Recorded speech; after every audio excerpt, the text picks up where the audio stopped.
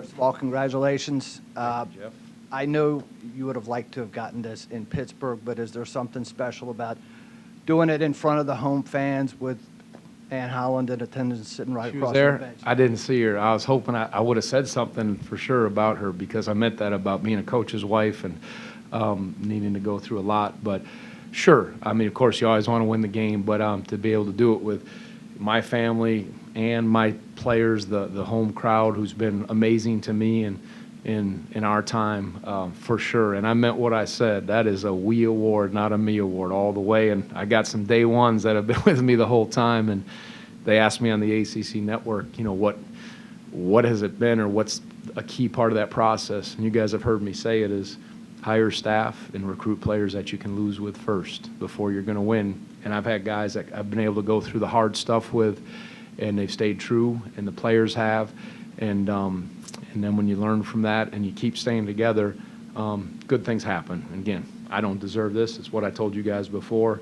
Didn't even know I wanted to coach this long or do this, but here I am. And, I kind of take a step back and say, wow, because Coach Holland's the best. And again, there's been so many cool things that have happened, but just, kind of glad now we can move on and keep trying to become a better defensive team.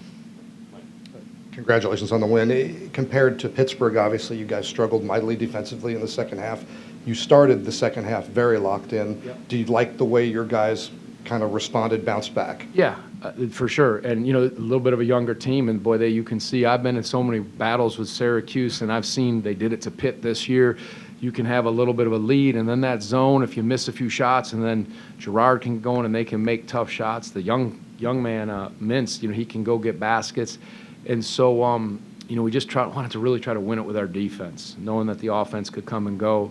So I thought it was a better start to finish defensive effort, connected or collected, which that's going to be our best chance moving forward. So it was a good way to finish it with some things we need to, of course, always tighten up. That'll never change. You seem to be able to take Jesse Edwards out of the game. What was the plan on defending him? Yeah, he's really improved over the years. We just tried to, we ran some traps at him, and that helped us because he scored a little bit right away and just tried to make it hard for him to get it. And when he did it, if we did trap, hopefully that took some things away. And we got some turnovers, and they also got a couple open looks. But good player. And again, because they can stretch you and shoot it, and then some guys can touch the paint, it puts a little pressure. But Coach Boeheim does such a good job at moving the pieces around, spreading guys out, isolating. He's been doing it for a while. I won't be doing it as long as he is. I know that for sure. And he did a good job when we took him away, finding some other things, getting him back in the game. Yeah, the way Armand shot the ball early, I think first 3 minutes he had 3 threes Yeah. and then made one out of the gate to start the second half. What did that do for you guys offensively? When you play against their zone, you can't just live and die by the three, but you have to live a little bit by the three, or maybe more than a little. You have to make threes. You have to get it into the high post. You got to get it down low, and they do a good job. Even when you get it right by the rim, they're so, I've played for all these years against so many of their different quick jumping shot blockers, and got the ball in the right spots, ran, I think, some sound offense, and didn't capitalize. But you have to be able to knock down some threes. So it's good to see Ben do that in that stretch. But yeah, Armand came out. I thought Isaac McNeely was something. Jaden Gardner, that was his 1,000th rebound, 2,000-point career. I'm sure it's more than 2,000, and then getting 1,000 rebounds. And you have to get those X-factor plays, keeping some balls alive. So, but you have to make some shots. Tony, I know down at Georgia Tech when you tied Terry, you mentioned some of the other players that were there, Dre and Evan Nolte. Yeah. What's it like just kind of looking at the faces of the guys on the team right now and just kind of looking back on the guys that have come through this program? Yeah, fortunate. I don't know if you could hear what I said after, but below half court, about 12 inches, we have our scroll with our 5 pillars.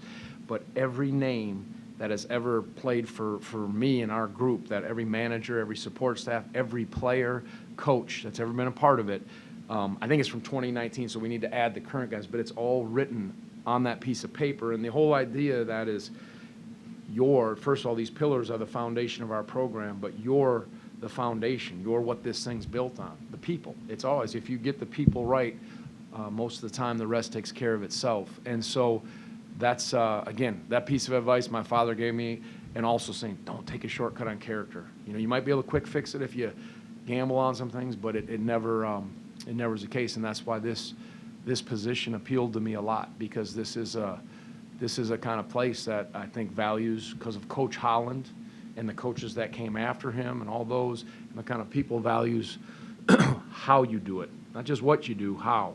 And so that's why it's been, at least for me, a pretty fortunate run.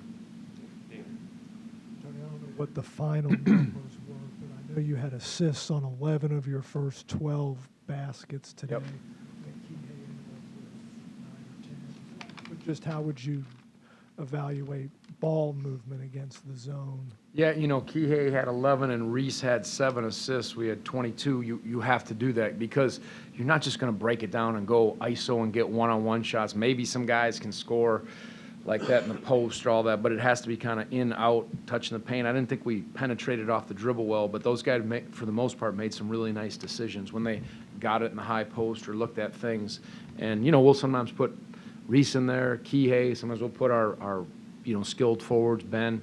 And I thought they made, for the most part, sound decisions out of it. So, yeah, when you have that kind of number, that's really important.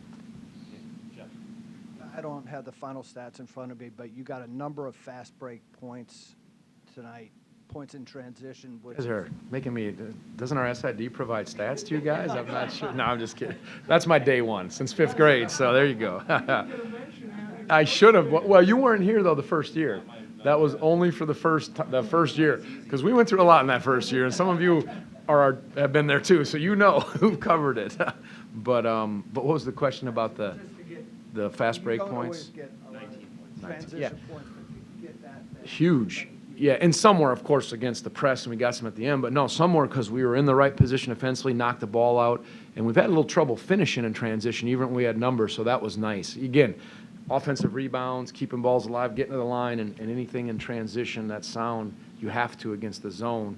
And again, that's why every good defensive team says limit fast break points, limit those things. So that was a key for us for sure. Now, what kind of incentive was it to put the Pitt game behind you and not have it? You wouldn't have put this up there. Yeah, I say, what kind of incentive was it to have the Pitt game? You mean to try and do it here? Or Just to play better here. yeah, for sure. You know, again, I think, I'll say this, so we played a really good 20 minutes of basketball. Maybe I'm getting soft in my old age, but I thought we defended well and played good offense in that first half. Well, that'll get you nothing, right?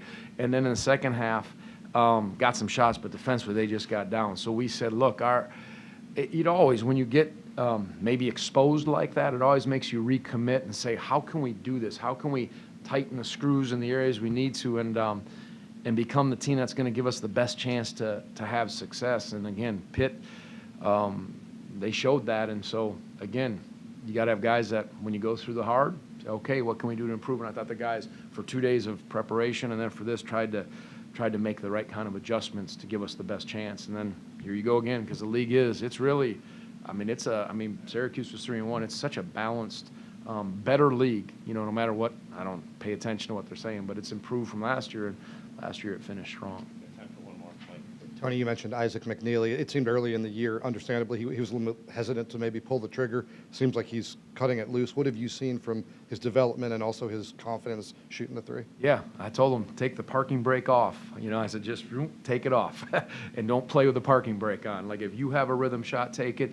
Be assertive. It's a process for everyone, but, we needed that. And he's rising up and bouncing up, hitting some shots, and I want him to keep developing. So that was, we went with a little tighter rotation. But you need that again against this, and he's going in the right direction. So.